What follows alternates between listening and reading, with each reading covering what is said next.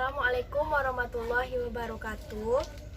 Perkenalkan, nama saya Mesiliana. Saya dari jurusan Ilmu Perpustakaan semester 6 Reguler A. Di sini saya akan menjelaskan tentang 7 pilar literasi informasi. Definisi literasi informasi. Literasi informasi adalah istilah umum yang mencakup konsep-konsep seperti literasi digital, visual, dan media. Literasi akademik, penanganan informasi, keterampilan informasi, kurasi data, dan manajemen data. Orang yang melek informasi akan menunjukkan kesadaran tentang bagaimana mereka mengumpulkan, menggunakan, mengelola, mengintensis, dan membuat informasi dan data dengan cara yang etis, dan akan memiliki keterampilan informasi untuk melakukan secara efektif. Model ini mendefinisikan keterampilan inti dan kompetensi atau kemampuan serta sikap dan perilaku pemahaman di jantung pengembangan informasi di perguruan tinggi. Pilar yang terakhir yaitu proses menyajikan. Dapat mengaplikasikan ilmu yang diperoleh, mempresentasikan hasil penelitian, mengintesis informasi dan data baru dan lama untuk menciptakan pengetahuan baru dan menyebarluaskan dengan berbagai cara. Di sini kita bisa memahami antara perbedaan antara meringkas dan mensintesis. Bentuk gaya penulisan atau presentasi yang berbeda dapat digunakan untuk menyajikan informasi kepada komunitas yang berbeda. Pada materi kali ini saya akan menjelaskan tentang 7 pilar literasi informasi. Yang pertama itu mengenali. Mengenali mampu mengidentifikasi kebutuhan pribadi. Maksud di sini yaitu akan mengenai informasi dan memahami informasi dan data baru itu terus-menerus diproduksi dan selalu ada lebih banyak untuk dipelajari. Bahwa menjadi melek informasi melibatkan pengembangan kebiasaan belajar sehingga informasi baru selalu dicari secara efektif. Yang kedua yaitu cakupan. Cakupan ini kita dapat menilai pengetahuan saat ini dan mengidentifikasi kesenjangan. Jenis informasi apa saja yang tersedia, karakteristik berbagai jenis sumber informasi yang tersedia bagi mereka dan bagaimana pengaruhnya terhadap format, bisa berbentuk digital dan cetak. Proses publikasi dalam hal mengapa individu mempublikasikan dan mata uang informasi. Yang ketiga yaitu rencana. Dapat membangun strategi untuk menemukan informasi dan data. Maksudnya itu, dari berbagai teknik pencarian, tersedia untuk menemukan informasi, perbedaan antara alat pencarian, mengenali dan kekurangan. Mengapa strategi pencarian ini yang kompleks dapat membuat perbedaan pada luas dan dalamnya informasi yang ditemukan. Selanjutnya yaitu proses mengumpulkan. Dapat menemukan dan mengakses informasi dan data yang mereka butuhkan. Bagaimana informasi dan data diatur secara digital dan dalam sumber cetak, dan bagaimana perpustakaan menyediakan akses ke sumber daya, serta bagaimana teknologi digital menyediakan alat kolaboratif untuk membuat dan berbagai informasi. Selanjutnya yaitu proses evaluasi. Pada proses ini kita dapat mereview proses penelitian dan membandingkan serta mengevaluasi informasi dan data. Selanjutnya itu mengelola. Dapat mengatur informasi secara profesional dan etis. Di sini maksudnya tanggung jawab kita untuk jujur dalam semua aspek penanganan dan penyebaran informasi, misalnya masalah hak cipta, plagiarisme, dan kekayaan intelektual Kak.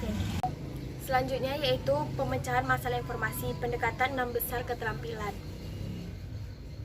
Yang pertama yaitu definisi. Definisi di sini dimaksud untuk menjelaskan kekuatan pendekatan 6 besar ini. Untuk pemecahan masalah informasi perlu dimulai dengan mendeskripsikan fitur-fitur umum dari proses tersebut.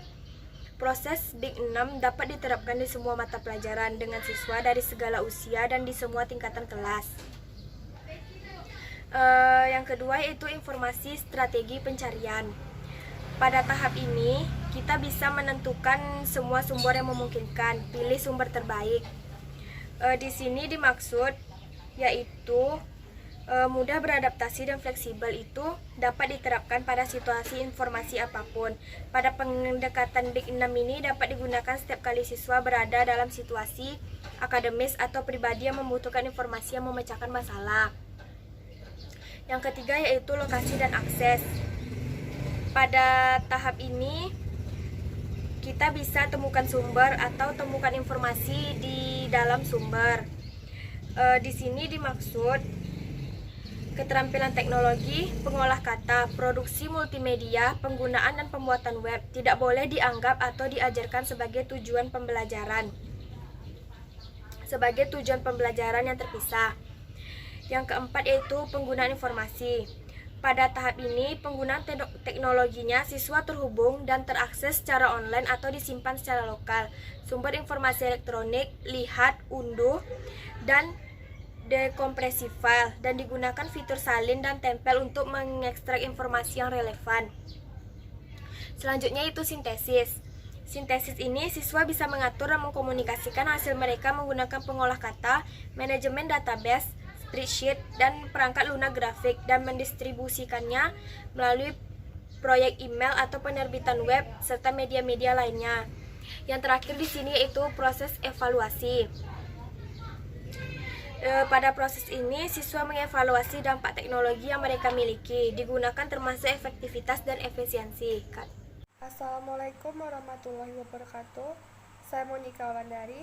Saya di sini akan melanjutkan pembahasan materi dari teman saya, yaitu 7 wajah literasi informasi.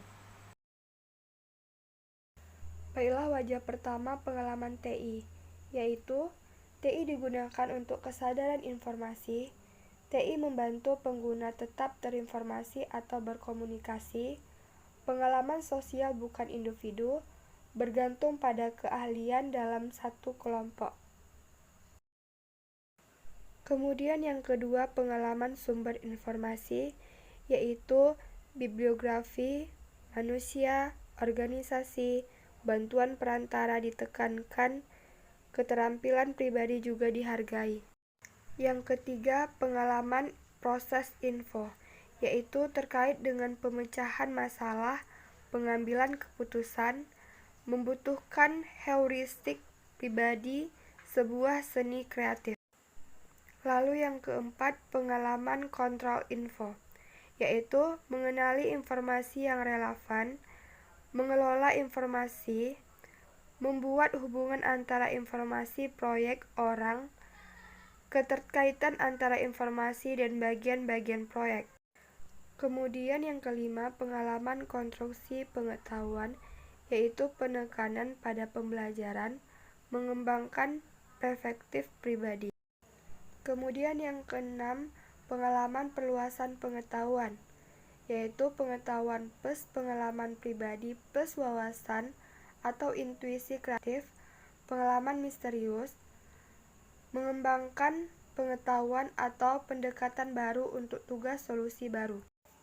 Dan yang terakhir, pengalaman kebijaksanaan, yaitu kualitas pribadi, nilai-nilai dan etika dikombinasikan dengan pengetahuan informasi yang digunakan untuk kepentingan orang lain.